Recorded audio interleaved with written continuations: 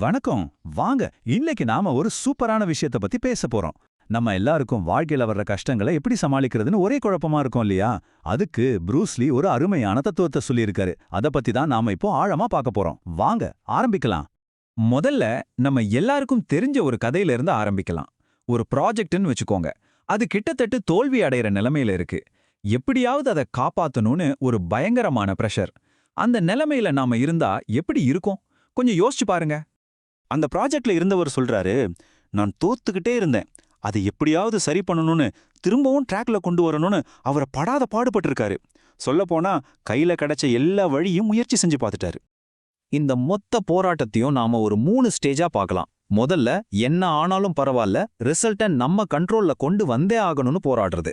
ரெண்டாவது, கையில இருந்த காசு மத்த ஆப்ஷன்ஸ்னு எல்லாமே வேகமா காலியாக ஆரம்பிக்குது. கடைசியா தோத்துடுவோன்னு கண்ணு முன்னாடி தெரிஞ்சாலும் இல்ல நான் ஒத்துக்க மாட்டேன்னு பிடிவாதமா அதை எதிர்த்து நிக்கிறது. இதுதான் இந்த வீழ்ச்சிக்கான சுழல். ஆனா பாருங்க, இந்த நெருக்கடி தான் ஒரு பெரிய டேர்னிங் பாயிண்டா அமைஞ்சது. அப்பதான் அவருக்கு ஒன்னு புரிஞ்சது, ஒரு விஷயத்த கைவிடுறதுக்கும் அது அதன் போக்குல விடுறதுக்கும் நடுவுல ஒரு பெரிய வித்தியாசம் இருக்குன்னு அவர் உணர்ந்தாரு. அதாவது ஓடுற தண்ணியை எதிர்த்து நின்னு 1000 அணைய கட்டி தடுக்க முயற்சி பண்றதுக்கு பதிலா சும்மா எதிர்த்து நிக்கிறத நிறுத்திட்டு, சரி இந்த புது பாதை தான் நம்மளை எங்க கூட்டிட்டு போகுதுன்னு பாத்துருவோன்னு முடிவு பண்ணாரு. இந்த ஒரு சின்ன மாற்றத்தால கிடைச்ச ரிசல்ட் இருக்கே, அது உண்மையிலேயே ஆச்சரியமா இருந்துச்சு. அவரை தோத்து போகல, அதுக்கு பதிலா புதுசா இன்னும் நல்ல ஐடியாஸ் வர ஆரம்பிச்சது. புதுசா பார்ட்னர்ஸ் கிடைச்சாங்க. முக்கியமா மன அழுத்தமும் பதட்டமும் குறைஞ்சுது. இழந்த எனர்ஜி திரும்ப கிடைச்ச மாதிரி ஒரு ஃபீல். விஷயங்களை கட்டாயப்படுத்தாம அதோட சேர்ந்து பயணிக்க ஆரம்பிச்சாரு. இந்த அனுபவம் ப்ரூஸ்லியோட ஒரு முக்கியமான தத்துவத்தை அப்படியே ஞாபகப்படுத்துது. அவர் என்ன சொல்வாருன்னா, நம்மளோட இயல்பான உள்ளுணர்வு ஒரு பக்கம் இருக்கும், நம்மளோட கட்டுப்பாடு இன்னொரு பக்கம் இருக்கும். இது ரெண்டையும் நாம ஒன்னா ஒரு இணக்கத்தோட கொண்டு வரணும்னு சொல்வாரு. சரி, இப்போ இந்த தனிப்பட்ட கதையில இருந்து அதுக்கு இன்ஸ்பிரேஷனா இருந்த அந்த பெரிய தத்துவத்துக்குள்ள போகலாம் வாங்க. இந்த தத்துவத்தோட மைய கருத்து ரொம்ப சிம்பிள், ஆனா ரொம்ப ஆழமானது. அதாவது வளைஞ்சு கொடுக்கற தன்மை தான் வாழ்க்கை, ஆனா முரட்டுத்தனமா பிடிவாதமா இருக்கிறது மரணத்துக்கு சமம். இது நம்ம உடம்புக்கு மட்டும் இல்ல, நம்ம மனசுக்கும் நம்ம ஆன்மாக்கும் கூட பொருந்தும். சரி, இந்த நெகிழ்வுத்தன்மை அதாவது ஃப்ளையபிலிட்டினா என்னன்னு புரியணும்னா அதுக்கு தண்ணியை விட ஒரு பெஸ்ட் உதாரணம் சொல்லவே முடியாது. யோசிச்சு பாருங்க, ஒரு ஓடையில நீங்க ஒரு கல்லை தூக்கி போட்டா என்ன ஆகும்? தண்ணி அதுக்கேத்த மாதிரி தன்னை மாத்திக்கும், அந்த கல்லுக்கு இடம் கொடுக்கும். தண்ணிய கையில பிடிக்க நினைச்சா அது விரல் இடுக்குல ஓடிடும். நீங்க தண்ணிய குத்துனா அது வழிய விட்டு விலகி போகுமே தவிர அதுக்கு எந்த சேதாரமும் ஆகாது. ப்ரூஸ்லி இதத்தான் சரியா புரிஞ்சுக்கிட்டாரு.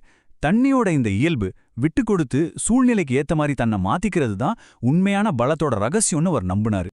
ஓகே, இது கேட்க நல்லா இருக்கு. தண்ணி ஒரு நல்ல உதாரணம்லாம். ஆனா இந்த நெகிழ்வுத்தன்மைங்கிற விஷயத்த வெறும் உருவகமா மட்டும் பார்க்காம நம்மளோட டெய்லி லைஃப்ல எப்படி அப்ளை பண்றது? இத விளக்குறதுக்கு ப்ரூஸ்லி அடிக்கடி ஒரு கதைய சொல்வார். ஒரு பெரிய புயல் அடிக்குதுன்னு வச்சுக்கோங்க. அங்கே நிமிர்ந்து நிக்கிற ஒரு பெரிய ஓக் மரம் இருக்கு. அதோட விரைப்புத்தன்மையால புயல்ல உடைஞ்சு விழுந்துருது. ஆனா அதுக்கு பக்கத்திலேயே இருக்கிற மூங்கில் என்ன பண்ணுது? அது காத்தோட சேர்ந்து வளைஞ்சு கொடுக்குது. புயல் போனதும் அது தப்பிச்சு நிக்குது. இதுதாங்க வித்தியாசம். அப்போ தண்ணிய போல இரு அப்படின்னா என்ன அர்த்தம்? அது ஒரு ஃப்ளோ ஸ்டேட்ல இருக்கிறது, அதாவது ஒரு ஓட்டத்துல இருக்கிறது. அதுக்கு 2 விஷயம் முக்கியம். ஒன்னு, நடக்கிற விஷயத்த அதாவது நிகழ்காலத்தை நல்லா கவனிக்கணும். 2வது, அதுக்கேத்த மாதிரி நம்மள மாத்திக்கிட்டு நகர தயாரா இருக்கணும். பழங்கால தத்துவஞானி ஹெராக்லிட்டிஸ் சொன்ன ஒரு விஷயம் இதுக்கு ரொம்ப பொருத்தமா இருக்கும். ஒருத்தன் ஒரே நதியில 2 தடவை கால் வைக்க முடியாது, ஏன்னா அது அதே நதியும் இல்ல, அவனும் அதே ஆளும் இல்ல அப்படின்னு சொன்னாரு. இது எவ்வளோ பெரிய உண்மை பாருங்க. வாழ்க்கைங்கிறது ஒரு ஓட்டம். நதி மாறிக்கிட்டே இருக்கு, நாமும் மாறிக்கிட்டே இருக்கோம். அப்போ நாம மட்டும் எப்படி ஒரே மாதிரி இருக்க முடியும்? இது நம்ம எல்லாரையும் நாமளே கேட்டுக்க வேண்டிய ஒரு முக்கியமான கேள்வி. நம்ம வாழ்க்கையில நாம எங்க அந்த உடைஞ்சு போற ஓக் மரம் மாதிரி பிடிவாதமா வளைஞ்சு கொடுக்காம இருக்கோம்? கொஞ்சம் யோசிச்சு பாருங்க. ப்ரூஸ்லி இந்த தத்துவத்தை வெறும் பேச்சோட நிறுத்திக்கல. அவர் அத ஜீத் குன் டூங்கிற ஒரு உயிரோட்டமான தற்காப்பு கலையோட ஒரு பகுதியாவே மாத்தினாரு. அவர் என்ன சொல்றாருன்னா, நான் தற்காப்பு கலைக்குள்ள தத்துவத்தை கொண்டு வர விரும்புறேன். தத்துவம் தான் என்னோட ஜீத் குண்டுவ ஒரு அடுத்த கட்டத்துக்கு கொண்டு போகுது அப்படிங்கிறாரு. அவரை பொறுத்த வரைக்கும் ஜீத் குண்டுவும் தத்துவமும் ஒன்னு விட்டு ஒன்னு பிரிக்க முடியாதது. ஆனா இங்க ஒரு கேள்வி வருது. ப்ரூஸ்லிக்கு இதுல எவ்வளோ ஆர்வம் இருந்தா ஏன் அவர் ஜீட் குண்டு பத்தி ஒரு புத்தகத்தை கூட வெளியிடல? ஏன் அதுக்கு அவர் அவ்வளோ கஷ்டப்பட்டாரு? இது கொஞ்சம் யோசிக்க வேண்டிய விஷயம் இல்லையா? அதுக்கான பதில் தான் இந்த தத்துவத்து மேல அவருக்கு இருந்த ஆழமான நம்பிக்கையை நமக்கு காட்டுது. அவர் தன்னோட கலைய ஒரு உயிருள்ள விஷயமா பார்த்தாரு. அத ஒரு புத்தகத்துல எழுதி வச்சுட்டா அது ஒரு சட்டமா ஒரு ரூல்ஸா மாறிடும்னு பயந்தாரு. அதோட வளர்ச்சியை அது தடுத்துடும்னு நினைச்சாரு.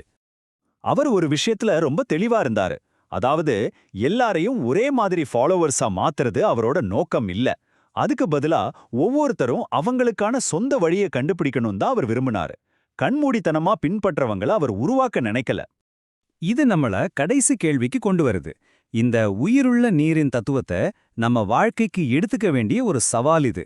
நம்ம வாழ்க்கையில நாமளே நமக்கு போட்டுக்கிட்ட எந்த பிடிவாதமான விதிகளெல்லாம் கொஞ்சம் சுவாசிக்கணும், கொஞ்சம் தளர்த்தப்படணும்னு நீங்க நினைக்கிறீங்க? இத பத்தி கொஞ்சம் யோசிச்சு பாருங்க.